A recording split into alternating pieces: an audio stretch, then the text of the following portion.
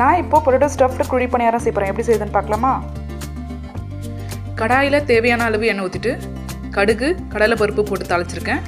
அப்புறம் கட் பண்ணி வச்சுருக்கேன் வெங்காயம், கருவேப்பிலை, பச்சை மிளகாய் போட்டு வதக்கி விட்டுருக்கேன். இப்போது மஞ்சத்தூள் பெருங்காயத்தூள் போட்டு நல்லா வதக்கிட்டு நான் ஆல்ரெடி உருளைக்கிழங்கு பாயில் பண்ணி மசிச்சு வச்சுருக்கேன். அதை இப்போ சேர்த்துக்கிறேன்.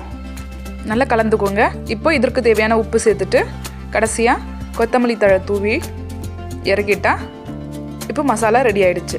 இப்போ குழி பணியார பேனில் கொஞ்சம் எண்ணெய் ஊற்றிட்டு கொஞ்சம் மாவு இந்த மாதிரி ஊற்றி வச்சுக்கோங்க. ஃபுல்லாக நம்ம ரெடி பண்ணி வச்சுருந்த மசாலாவை கொஞ்சம் இதில் வச்சுக்கலாம். இந்த மாதிரி ஃபுல்லாக வச்சுடுங்க. திரும்பவும் மேலே ஒரு லேயர் மாவு ஊற்றிட்டு கொஞ்சம் நல்லா வேகட்டுன்ட்டு திருப்பி போட்டு எடுத்தால் குழி பணியாரம் ரெடி. இப்போது பொட்டேட்டோ ஸ்டஃப்டு குழி பணியாரம் ரெடி ஆகிடுச்சு. எப்படி இருக்குது செஞ்சு பார்த்துட்டு ஃபீட்பேக் சொல்லுங்கள். பிடிச்சிருந்தால் லைக் பண்ணுங்கள், ஷேர் பண்ணுங்கள், சப்ஸ்கிரைப் பண்ணுங்கள். தேங்க்யூ.